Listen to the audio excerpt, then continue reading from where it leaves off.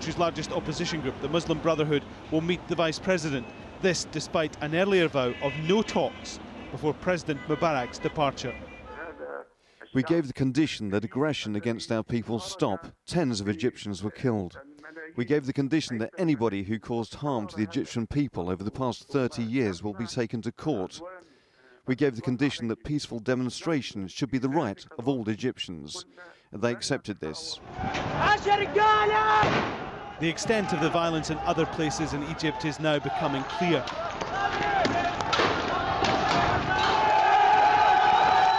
These pictures, obtained by Al Jazeera, show an attack by anti-government forces.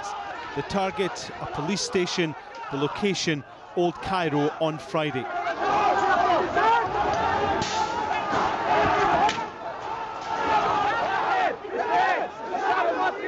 It's scenes like these which have prompted calls from Western leaders for immediate changes in the regime. But the under-pressure president received some unlikely support from a top American official. The man the US sent to Cairo to help solve the crisis said he wasn't sure Mubarak should go now.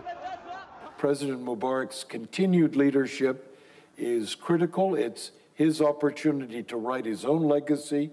He's given 60 years of his life to the service of his country. This is an ideal moment for him to show the way forward.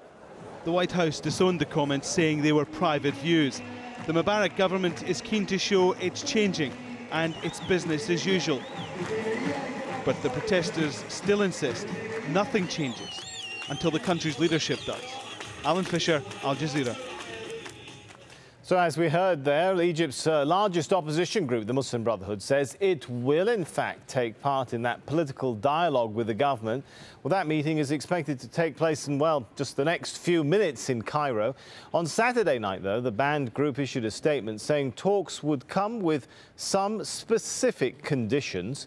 The first is that the organisation rejects any international and regional intervention to end the political deadlock. The talks should take place in a free political atmosphere, starting with the release of all political prisoners, that emergency laws in place since 1958 should be lifted, which allow for detention without trial, limit freedom of speech and prohibit public gatherings. An interim national coalition government should be established as soon as possible. Well, protesters should be protected against violence and intimidation. Well, the talks are due to start in Cairo on Sunday.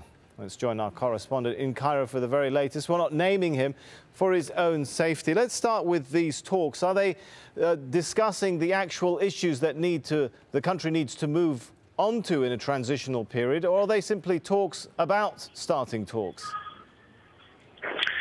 Well, Sammy, what seems to have at least emerged now is a bit of a political standoff, if you will, between those that represent the various opposition movements and groups, including the so-called Committee of Wise Men and the government. Now, the government is trying to position the departure of President Hosni Mubarak as creating a constitutional vacuum in which the authorities of the president would then be passed over to the head or speaker of the People's Assembly, and essentially derailing any possible chance for constitutional reform or any chance of allowing for freer and fair elections.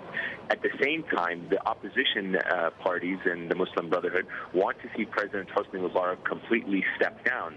That's where the stalemate seems to be right now. And so what these talks are really focused on is to how to achieve a compromise between the two. Is there a possible scenario whereby President Hosni Mubarak can delegate his powers entirely to a vice president who would then turn around and form an interim coalition government in accordance with the Constitution without having the president actually step down and vacate the position? So as we understand it, the talks right now are really about trying to overcome this first legal hurdle whereby the president can relinquish his powers, and that way it does not create a constitutional vacuum in which the opposition then, over the next 6 months or 7 months, can push through the reforms that they want amidst other demands. So are we correct in understanding that the plans are for Mubarak to stay on in some capacity, but without his powers? That is possibly one of the scenarios, and that is why we emphasize these are discussions that are taking behind closed doors. But what we've been able to glean from some sources we've been speaking to is that that's what it focuses on. Again, when you speak about President Hosni Mubarak stepping down from power, again, what would legally supposed to happen is that the authority of the presidency gets passed to the head of the People's Assembly, in which he would then hold elections within 60 days. Under the current laws, he would not be allowed to actually change the Constitution. The current Constitution, as it stands, would heavily favor the ruling National Democratic Party. So in essence, what they're saying to the opposition parties and others is that if you try to push through these reforms, you will not be able to do them in 60 days if the authority of the president is passed over to the People's Assembly Speaker and the president steps down. So what they're trying to do is find a compromise whereby the president remains in position perhaps just by name, but all of the authorities are delegated under Article 139, which is within the legal framework of the Constitution, to the vice president, who would essentially become the de facto ruler of the country for an interim period, in which he would then bring on other members of the opposition and then try to push through some of those much-needed constitutional reforms over the next 6 months, which would allow for free and fair elections. That is how we understand the politics of some of these negotiations taking place behind closed doors right now to be playing out. All right, we'll leave it there for now. Thanks for that update from our correspondent in Cairo. Well, you are looking at live pictures now of the protesters gathering at Liberation Square. A major challenge for anti-government activists is just how to keep up that momentum. Bernard Smith now takes a look at how this whole movement began some 13 days ago. Energized by Tunisia's revolution, thousands of Egyptians take to the streets. It's January 25th. One demand unites them. After 30 years of rule, President Hosni Mubarak must go. We're tired, ma'am. We're tired. Stop the price hikes. We're suffering. We're Egyptians. This unprecedented display of dissent spreads nationwide. The UN estimates 300 people have been killed during the protests, including this teenager in Sinai. In Cairo's Liberation Square, organizers call for a day of rage. Praying punctuates the fighting. Finally, 5 days into the protests, a concession from Mubarak. I have asked the government to resign, and I will appoint a new one starting tomorrow. And Egypt's military intelligence chief Omar Suleiman is appointed vice president. Tourists clog the airports, escaping the chaos. On February 1st, a million-man march is called. Another concession from Mubarak. He'll not run for re-election in September. By now, pro- and anti-Mubarak protesters are engaged in pitched battles on Liberation Square. Friday, February the 4th, becomes the day of departure. On Saturday, the leadership of the ruling National Democratic Party resigns. With them goes Mubarak's son, Gamal. So far, there have been constant demonstrations for 13 days. Now begins what protesters are calling the week of endurance. They've still not achieved their core aim. Hosni Mubarak remains the president of Egypt. Bernard Smith, Al Jazeera. Well, another of Al Jazeera's correspondents, Andrew Simmons, joins us now from the Egyptian capital. How is momentum holding up as businesses and banks open, Andrew? Well, Sammy, a week of endurance starts here, day 13, a Sunday.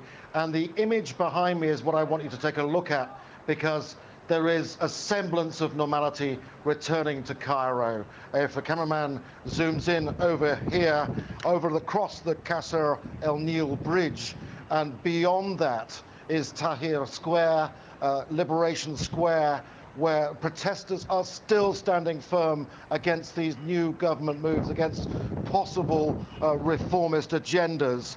The issue now is really a battle of minds, a battle over the practicalities, the logical, rational, practical thoughts of people overriding the emotions, the desire for protest, the desire to bring Hosni Mubarak down now.